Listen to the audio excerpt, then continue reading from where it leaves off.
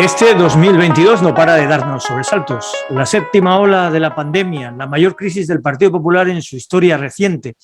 Y desde hace una semana las bombas no paran de caer sobre Ucrania, que se resiste a ser invadida por un aprendiz de Hitler que sueña con la gran Rusia, con la vuelta al telón de acero. De todos estos temas y también de lo que surja, vamos a hablar, como siempre, en los próximos minutos en esta tertulia con Mónica Fuentes, con Antonio Ibáñez, que se sumará en unos minutos, y con Laura Carnicero, que se suma hoy a este tiempo de diálogo. Muy buenas tardes, compañeros, compañeras.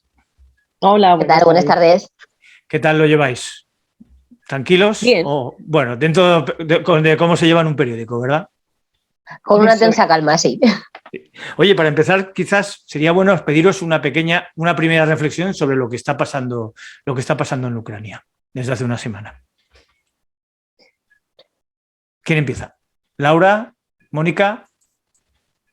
Sí, Laura, si quieres. Vale, bueno, yo creo que es sorprendente, a la vez triste, todo lo que estamos viendo día tras día, y van ya 6 días de guerra. También sorprendente por las reacciones que estamos viendo, yo creo, distintas a otras guerras que hemos vivido también recientemente. Distinta, por ejemplo, la reacción de la Unión Europea con ese envío de armas, también distinta a la reacción de la Unión Europea con la gestión de los refugiados, que se prevé que va a ser por fin mirando solo los derechos humanos y no nada más, que yo quiero recordar con tristeza esas imágenes de los cupos, ¿no? De cuando la guerra de Siria, y espero y confío que ahora pues no sea así, no haya ese regateo, porque estamos hablando de personas que lo están pasando mal, que están huyendo de una guerra. Y respecto a Putin, pues yo creo que se dijo al principio que no iba a ir a por Kiev. No sé si hay algún analista, desde luego yo no me atrevo a hacerlo, ¿no? Pero que parece que no tiene límites este mandatario, y es muy triste lo que estamos viviendo. Mónica, ¿cómo lo ves tú también? Una primera valoración. Sí, a ver, yo comparto sobre todo lo que se refiere a Putin, ¿no? Además de que la situación que estamos viviendo es muy triste, yo creo que Putin es muy peligroso, y quizás no hemos sabido calibrar ni desde la Unión Europea ni desde Estados Unidos lo que podía llegar a hacer, ¿no?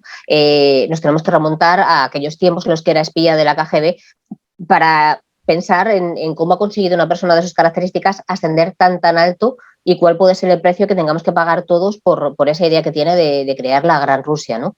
Por ahora ya tenemos 650.000 refugiados que huyen de Ucrania, que en Ucrania hasta hace unos días se vivía igual que podíamos estar viviendo en España, ¿no? Que es un país con el que tenemos muchísimas similitudes, que en ningún caso pensaban que al final se iba a hacer real este ataque, y que al final están viendo cómo las bombas están destruyendo sus edificios, ¿no? Y cómo la situación empieza a ser muy, muy, muy preocupante.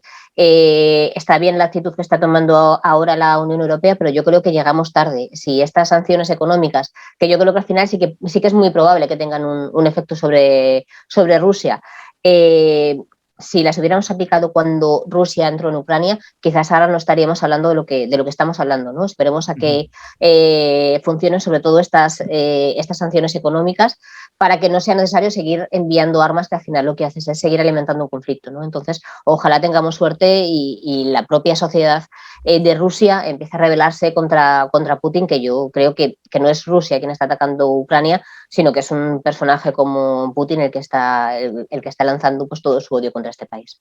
¿Nos da miedo la sensación de que el hecho de asfixiar a Rusia de alguna manera empuje a Putin a morir matando?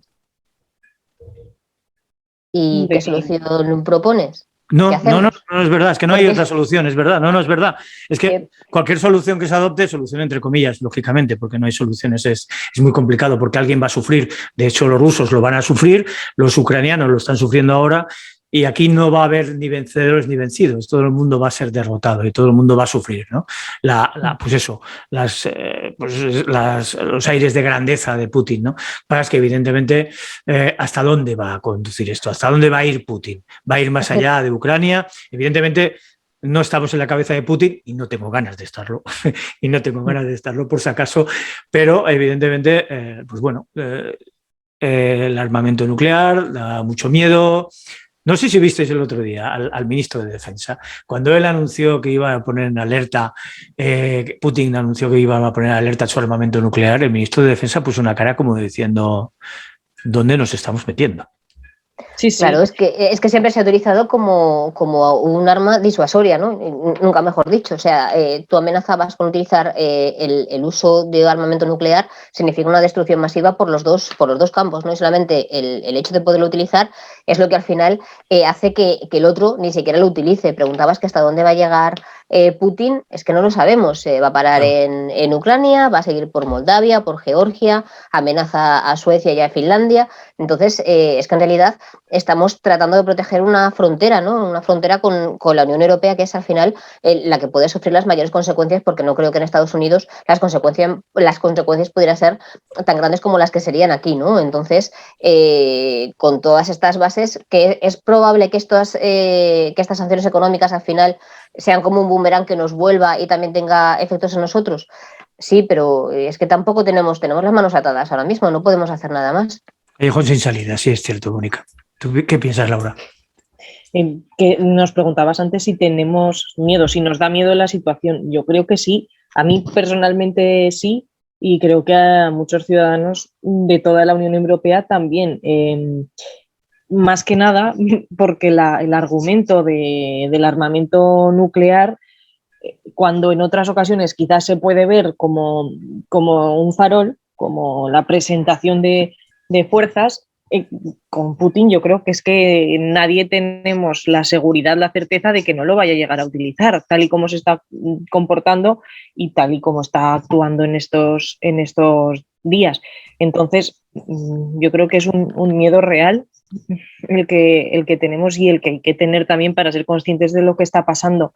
Es verdad que en perspectiva, pues igual ha habido también más guerras, ¿no? En Europa recientemente y hace varias décadas, me refiero después de la Segunda Guerra Mundial, pero muchos analistas también ven esto como el posible inicio de una tercera guerra mundial. O sea, aquí la escalada bélica se sabe cuándo empieza, pero no sabemos cómo va a terminar y ojalá que termine pronto y termine, desde luego, sin haber utilizado ningún tipo de armamento nuclear. En cuanto a las sanciones económicas, pues posiblemente vamos a sufrir también, ya se ha visto, ya se ha analizado que puede haber impacto, sobre todo en el tema agrario, por el tema del cereal, con la merma de la producción en Ucrania. Al final, por ejemplo, en Aragón, pues a lo mejor no son nuestros principales mercados internacionales, pero al final la economía está tan globalizada que es muy difícil escapar a que no haya repercusiones, ¿no? de las sanciones. Entonces, yo estos días... A ver por dónde sale. A ver por dónde sale, porque yo estos días yo me acuerdo que me han vuelto otra vez a la cabeza unas imágenes que ya vivimos en la Guerra de los Balcanes. En la Guerra de los Balcanes me acuerdo además yo que estaba en el periódico de Aragón precisamente y llevaba la sección internacional, ¿no? Y entonces fue la desmembración de Yugoslavia, ¿no? Que también fue, pues evidentemente, la guerra anterior a esta, ¿no? A la que ha sacudido Europa, que nos sacudió a todos, que vimos las mismas caras de tristeza, que vimos los mismos refugiados, que vimos las mismas injusticias, que vimos los mismos odios, las ganas de matar entre etnias y entre religiones, ¿no? En este caso, no, en el caso este es ya por una cuestión ya no de etnias ni de religiones, es una cuestión de territorio, ¿no? Es decir, al final las guerras siempre sacuden a la población civil y se está hablando de más de 1 millón de refugiados, ¿no? Por cierto, son 1 millón de refugiados que la impresión que me da, yo no sé si a vosotros, pero la impresión que da a vosotras es que no son estos refugiados lo mismo que los refugiados sirios. O sea, no son tratados igual que fueron tratados en su momento los refugiados sirios. Estos de alguna manera son rubios, altos y con ojos azules, por decirlo, y los sirios no. Y no sé si me da la impresión de que, bueno, estos van a entrar por la puerta grande de Europa y sin embargo los sirios entraron por la de tapadillo y con lo que comentabais antes, ¿no?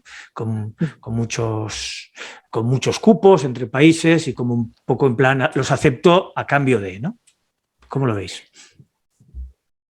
Hombre, yo quiero pensar... Sí, yo quiero pensar que todos los refugiados son personas y me gustaría que recibieran el mismo trato, más allá de que te puedan suscitar algún tipo más de resquemor, ¿no? Por temas de yihadismo y de otras serie de circunstancias, que quiero pensar que siempre que un refugiado va a venir a España o a cualquier otro país, se intenta pues comprobar que todo sea correcto, ¿no? Y además están huyendo de su país. Yo creo que tanto derecho tienen a los que huyen de la guerra de ser acogidos si vienen de Ucrania o si vienen de Siria, o al menos así debería de ser. Comentabas antes esta guerra con el conflicto que hubo en la ex Yugoslavia, pero yo creo que hay dos diferencias fundamentales. Una es que puede ser una guerra nuclear y la otra que tienes a Putin. Entonces, salvando las distancias. Pero bueno, claro, ahí también estaba Milosevic, ojo, cuidado, en la Yugoslavia también estaba Milosevic, que es un pequeño... Sí, pero sin el botón rojo. Sí, entonces, cuando tienes el botón rojo, entonces ya la cosa se complica mucho más, ¿no? Sí. Y cuando tienes un carácter como tiene Putin, la fuerza que tiene Putin y el tercer ejército más fuerte del mundo, que es el que corresponde a Rusia, ¿no? Además de que ahora a Ucrania le van a llegar los ataques por todos lados, te llegan por Rusia, te llegan por Bielorrusia, entonces la situación es todavía más complicada. El efecto que va a tener en Aragón, si no recuerdo mal, hemos ido publicando estos días los periódicos las exportaciones que había entre Aragón, Rusia y Ucrania, y creo recordar que a Rusia teníamos una relación de unos 220, 230 millones de euros y con Ucrania unos 53 millones. Entonces, daño económico seguro que va a haber, ¿no? Vamos a ver hasta qué punto va a ser asumible y sobre todo vamos a ver cuál es la duración real de este conflicto, ¿no? Porque si conseguimos que la duración del conflicto se reduzca, entonces igual tenemos la suerte de que los efectos que deje van a ser menores, ¿no? Por cierto, estoy viendo que Antonio se ha sumado aquí a la tertulia. Muy buenas tardes, Antonio, ¿cómo lo llevas? ¿Ya nos oyes? ¿Nos ves? Hola. Me parece que tiene todavía... Uy. Bueno, vamos, mientras tanto, mientras que él se acopla un poco y se aclara un poco con toda la tecnología. Por cierto, la reacción de Javier Lambán ha sido rapidísima. Ha abierto las puertas, ¿no?, a los refugiados. Incluso la semana que viene va a comparecer ya en las Cortes de Aragón para explicar un poco qué medidas está dispuesto a tomar el gobierno de Aragón para acoger a esos refugiados. Nos decías, Conrad, que si eran refugiados diferentes, ¿no? Los de segunda o de primera, sí, por cierto. Por desgracia, pues yo creo que sí. Quizá a los ucranianos los vemos más parecidos a nosotros, hablo nosotros en términos ciudadanos europeos, pero a mí me da mucha tristeza que sea así. Yo espero que no tengamos que vivir otros momentos de regateo de cuántos cupos van aquí por este país que nos tocan 130 y por este país que nos tocan 1.200, que es algo que vivimos con la guerra de Siria, cuando tenías los países colindantes literalmente sobrepasados de personas refugiadas, y espero que aquí todos los países demos la talla y abramos las puertas como es lo que corresponde con esta guerra y yo creo que con cualquier otra. Es triste que estemos oyendo también esas reflexiones de no, es que son niños rubios y con los ojos azules. Cuidado, es que son personas migrantes huyendo de una guerra, vengan de donde venga esa guerra. Antonio, buenas tardes. Buenas tardes a los tres, ¿qué tal? Ya perdonaréis el retraso. No, estábamos abriendo la tertulia con una reflexión sobre lo que está ocurriendo en Ucrania. Llevamos ya una semana de bombardeos y parece ser que, bueno, Ucrania va a resistir no sé cuánto tiempo, porque evidentemente no se sabe, pero la cosa está muy complicada. ¿Qué sensaciones te provoca lo que estás viendo por la televisión? Porque este conflicto es que casi se está, de alguna manera, ¿verdad? Está retransmitido en directo, ¿verdad? Está siendo retransmitido en directo como ningún otro conflicto hasta ahora. Sí, estamos asistiendo de nuevo a fenómenos extraños. También ahora mismo el nacimiento de un líder internacional como Zelensky, ¿no? Hoy en el Parlamento Europeo hemos podido ver cómo bueno, pues estamos construyendo un nuevo ídolo, ¿no?, en este proceso tan terrible como el que estamos viviendo y que, por otro lado, era esperable desde hace 8 años y mucho más cuando Putin lleva 23 años creando ese sueño suyo, que por otro lado está por ver, ¿no?, qué potencia, qué capacidad tiene, porque le está costando mucho más de lo previsto. Y lo peor de este caso yo creo que es pues que que estamos ante la incertidumbre a expensas de lo que un solo señor con poder y con capacidad nuclear pues decida, y hasta donde él quiera llegar. Por eso también la prudencia también de las fuerzas internacionales a la hora de actuar. Hemos visto que están tomando sanciones y medidas duras, pero que a la hora de intervenir en el conflicto bélico pues se están conteniendo, a pesar de la venta de armas, donde por cierto España pues también está teniendo un papel ahí un poco ambiguo, ¿no? Se ha unido al apoyo de todas las demás potencias europeas.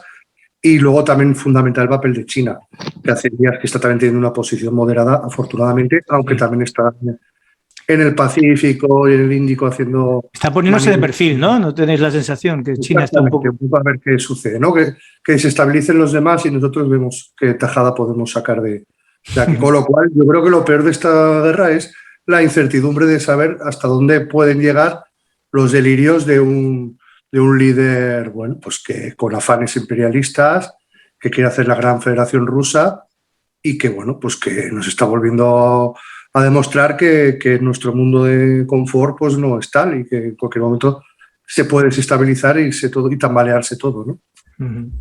Nos quiere devolver a los años 90, ¿verdad? Que cuando cayó el muro, volver otra vez lo que era la plenitud de la Unión Soviética previamente a Yeltsin, claro. Y me refiero que volver otra vez atrás. No sé, es lo que comentas tú. No sabemos cuál va a ser realmente, hasta dónde va a llegar este hombre, ¿no? Si os parece, podemos hablar de otra guerra, ahora cambiando de tema, porque ya... Yo me gustaría también hablar de la guerra, pero mucho es otro tipo de guerra, por supuesto, es la que está viviendo en estos momentos el Partido Popular, aquí en España. Cruzamos la frontera, volvemos aquí y nos adentramos ya en el mundo de la política, que es lo nuestro, ¿verdad? ¿Cómo lo veis? Parece ser que Casado ha acabado de claudicar, definitivamente, parece ser, aunque hay rumores de que podía incluso presentar una candidatura alternativa en el Congreso Nacional el próximo mes de abril, pero bueno, eso en principio da la impresión que los varones lo tienen bien atado. Y bueno, lo que está claro es que ha sido la crisis más importante que ha vivido el Partido Popular, yo creo que en su historia reciente. ¿Cómo lo veis? En 7 días ha caído un líder, o sea que fijaros vosotros. ¿Quién quiere? ¿Mónica, Laura? Sí, a ver, yo lo veo también bastante complicado, ¿no? Sobre todo después de cómo se ha desarrollado hoy la Junta Directiva Nacional, que también nos ha dejado algún tipo de perlas, ¿no? Yo voy a destacar un par. De la intervención de Pablo Casado, él ha asegurado lealtad al próximo líder del PP, en el caso de que fuera Núñez Feijóo. Yo creo que en el caso de que hubiera alguna candidatura alternativa, no vendría tanto de la mano de Pablo Casado como de la mano del secretario general Teodoro García Egea, que ha sido el que ha tenido más poder a la hora de diseñar estructuras provinciales que fueran ad hoc con la directiva nacional. Y me quedo también con sus palabras de siento la reacción que he tenido que sufrir inédita y que no merezco. Porque con eso les está reprochando el que él es un líder que ha caído en 7 días por tratar de pedir que se investigue un presunto caso de corrupción de una presidenta de Madrid que a su vez ha pedido que sean expulsados del partido todos los que colaboraron en esa especie de trama, ¿no? Entonces... no quiere venganza, quiere venganza. Después, claro, entonces hoy, después de algo que parecía que más o menos era un proceso que ya estaba encauzado, que iba con normalidad, hoy se ha torcido un poquito. Vamos a ver qué pasa mañana, si finalmente Núñez Feijóo confirma o no que va a ser candidato, que todo es previsible, que sí opte a la presidencia en el Congreso que se celebrará en los días 1 y 2 de abril en Sevilla. Pero vamos, que igual nos sigue quedando algún tipo de sorpresa por el camino, ¿no? Sorpresa que llegaría, ya te digo, más de la mano de Teodoro García Egea que de Pablo Casado, creo. Laura, ¿qué piensas tú del tema? Lo que da la impresión de que no sé hasta qué punto Ayuso se va a frenar aquí. Es decir, en el momento que Feijóo muestre algo de debilidad, no sé hasta qué punto no intentará pues pegarle un bocado como ha conseguido con Casado, ¿no? Sí, a ver, desde luego la fortaleza de Ayuso a nivel regional nadie se la niega, pero a nivel nacional tampoco. De momento, lo único que ha dicho hasta ahora es que quiere seguir en la Comunidad de Madrid. No sabemos qué pasará de aquí a X meses si de repente pues considera que su escenario en Madrid ya ha terminado y que tiene que asaltar la Moncloa, porque además, por recordar un matiz, ya cuando gana las elecciones de la Comunidad de Madrid, se dirige a Pedro Sánchez, no se dirige a sus contrincantes regionales, sino directamente que le va el tiro.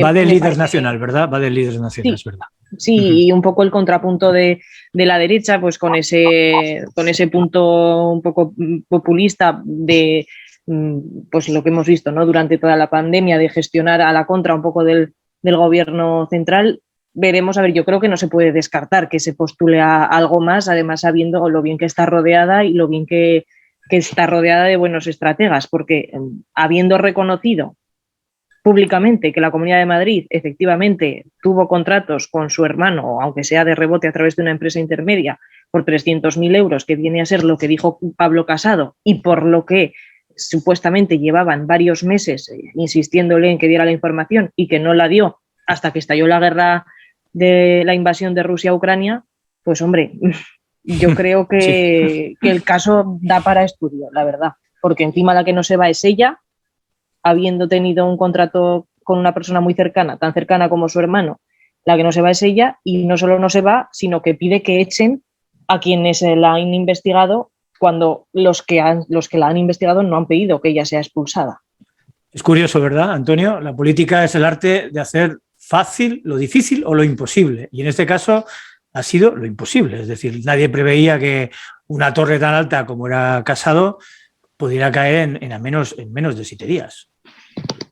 No, aunque bueno, también es cierto que fue el tercer candidato en discordia en unas primarias de las que se arrepiente todo el Partido Popular. Era el candidato más débil, un poco el perfil blanco, y cometió un defecto que por otro lado es bastante común en muchos sitios, ¿no? Que es prescindir de un poco de la veteranía y la experiencia y apostar por la soberbia de la juventud en esos viveros que son las nuevas generaciones, las juventudes de los partidos, y coge un perfil como el de Teodoro, amigos suyos, en Aragón también hay amigos de ese vivero, ¿no? Y bueno, y despreciaron todo el pasado del Partido Popular con los 40 años de historia del partido, 30 y tantos, ¿no? Y bueno, las primarias son un mal invento para los partidos, porque estamos viendo cómo luego en una semana pueden tirar sobre todo los grandes partidos. Las hacen un poco al albur de hay que cambiar la política, cuando además es mentira la transparencia. ¿Os acordáis de esas asambleas? Sí. El streaming. Por vida. Porque al final los partidos son instituciones herméticas cerradas, con juegos de poder muy complejos. Y bueno, Ayuso, por otro lado, yo no creo que pueda ser líder nacional, porque ayer estaba viendo por la noche precisamente una reposición de la entrevista con Bertín Osborne, perdonad por citar. Muy interesante desde el punto de vista político, porque en 2 horas esta mujer se dedicó a victimizarse y eso da buen resultado. Era una reposición del 21 de junio, recién ganada las elecciones. Qué malo era Ángel Gabilondo porque menuda campaña le había hecho, que Vox, que son muy buenos, pero joder, la asamblea a veces no me dicen que sea todo. Por supuesto, no era todo buscar enemigos externos, que está dando muy buen resultado en la política, ¿no? Victimizarse y buscar enemigos. Y bueno, su perfil está muy bien para Madrid, pero gobernar un país. Y eso yo creo que lo sabe tanto ella como el propio partido. Y ya pues, brevemente, porque la verdad es que esto del Partido Popular da para muchas horas y para muchas análisis. Y lo que dará. Yo creo que se cerrará, bueno, pues se hará pues, un mes de alboroto. Feijóo, que lleva por otro lado un año esperando este momento, esperaba también que cayera la fruta madura para salir él. Y el problema no será tanto a nivel nacional, que tienen mucho que coser y que recomponer, sino ver qué sucede en las provincias, ¿no? A un año de unas elecciones autonómicas, secretarios y presidentes provinciales puestos por Teodoro García Egea no son del gusto de la mayoría de muchas estructuras de partido, y vamos a ver qué sucede. Yo creo que ahí estará el gran problema a la hora de hacer listas. Teodoro García Egea ha estado mucho en Andalucía, Valencia, Zaragoza. Vamos a ver qué sucede cuando se arregle lo de arriba, la cúpula nacional, y tenga que ir la recomposición provincial, que creo que ahí es donde puede haber más problemas a un año de unas elecciones, que esas sí que van a ser fundamentales para todos, pero para el Partido Popular muchísimo más. Precisamente quería comentaros eso, porque primero habría que Habría que recordar aquí la espantada también que protagonizó Azcón, ¿eh? El cambio que ha protagonizado Azcón, primero contigo hasta la muerte casado y después el mejor, el más preparado del mundo mundial, Feijóo. O sea, en 5 días también tiene la cosa, ha estado muy bien, ha estado realmente un catálogo de cómo actúan los políticos delante de las cámaras, pero sin ningún tipo de escudos. Es decir, la política al rojo vivo, y ha mostrado perfectamente todas sus entrañas, ¿no? Eso por un lado. Y después el tema de Celma, ¿no? ¿Qué va a pasar con Celma, con el presidente provincial de Zaragoza? Porque evidentemente, como tú has comentado, Antonio, pues es un hombre de Teodoro García Egea. Y me da la impresión, me da la impresión de que Celma, yo lo he visto un poquillo nervioso, Yo ayer lo vi un poco nervioso en alguna declaración que ha hecho. Y bueno, no sé qué puede pasar con Celma. ¿Cómo lo veis vosotros? Pocas declaraciones ha hecho, sobre todo. Sí, pero ayer le supo muy mal que le preguntaran sobre la crisis. Le supo muy mal que le preguntaran sobre la crisis. Disculpad, yo me tengo que marchar ya, ¿eh? Perfecto. Bueno, perfecto. Un placer veros a los tres. Muy bien, hasta luego, Mónica. Adiós. Y muchas gracias, como siempre, Hasta la próxima. Adiós. Yo también me tengo que ir enseguida, pero solo por comentar lo que decías de Azcón también, que yo creo que la clave ya será el viernes, o sea, el jueves por la tarde le pone el mensaje de cuánto estamos contigo y cuánto te queremos, y que la verdad saldrá a la luz y pondrá todo en su sitio, y el viernes ya el mensaje es diálogo, porque hay que escuchar a la presidenta, que tiene todo el derecho del mundo a expresarse. Ya de jueves a viernes yo ya creo que el giro es muy fuerte, y silencio absoluto durante 2 días, sábado y domingo, silencio en las filas del PP, y ya el lunes venimos con el mensaje de todos los varones de que hay que dialogar y de que esto es un desastre, y ya el martes el chorreo de los diputados del grupo parlamentario para decirle a Casado directamente que se vaya. Yo creo que el giro real se produce de jueves a viernes, la misma tarde en la que Azcón le da su apoyo a Pablo Casado. Sí, pues evidentemente. Y bueno, y después Feijóo, que es las esencias de la naturaleza. O sea, yo creo que para Azcón en estos momentos no hay otro individuo mejor y más bueno y más preparado que Feijóo. Ya veremos si la semana que viene puede cambiar de opinión, ¿no? Todo dependerá de cómo vaya el Congreso. Así va la cosa. Te despedimos pues también a ti, Laura. Sí, que vaya muy bien. Oye, muchas gracias y como siempre hasta la próxima, ¿De acuerdo? Vale, sí, hasta luego. Un abrazo. Antonio, 2 minutos también para ti. ¿Cómo lo ves tú el tema de que el Partido Popular, que en definitiva el partido, esta reunión terminará en 10 minutos, me dice Zumo, con lo cual vamos a acabar rápido. ¿Cómo ves que un poco, pues eso, que el Partido Popular haya exhibido sin problemas, bueno, no con problemas, con muchos problemas, sus vergüenzas, ¿no? De esa forma tan clara, tan cruda, ¿no? Bueno, también forma parte del juego de la política y un poco del ser humano, ¿no? Es verdad que no es muy edificante ver como personas que tienen que gestionarnos conceptos y valores universales como el de la lealtad, la coherencia y todo eso, bueno, pues se desdibuja. Se puede ver también en el Partido Socialista, Por eso sí, lo mismo, sí. Es que además yo sí que le veo muchas similitudes a los dos fenómenos. Y como los que hace 6 años se odiaban, bueno, pues ahora están sentados en la misma mesa y sin ningún complejo ni escrúpulo, ¿no? Llamémosle pragmatismo, que también es una herramienta importante en la política, aunque a mí reconozco que me sigue desconcertando un poco, ¿no? Esa capacidad que tienen los políticos. También hay que desdramatizar, porque volviendo también, las crisis de los partidos, estos son ciclos. Y cuando nació Podemos hubo un huracán en el PSOE y ahora que Vox aprieta, pues el PP está desconcertado y se tiene que resituar y recolocar ideológicamente y trazar una estrategia. Pensemos en el PSOE de hace 20 años, con Joaquín Almunia, y llega un tipo como Zapatero por el que nadie apostaba y al final pues rearma el partido, y Sánchez no digamos, ¿no? Y el Partido Popular pues es lo mismo, cuando Fraga rompe aquel famoso papel y está en grandes manchas de censura. Es decir que, y luego pues salió Aznar y tuvo 2 mayorías absolutísimas, y Rajoy, que también pues nadie daba por él un duro, perdió 3 elecciones y a la cuarta pues también tuvo es decir, pues expresar su mal momento.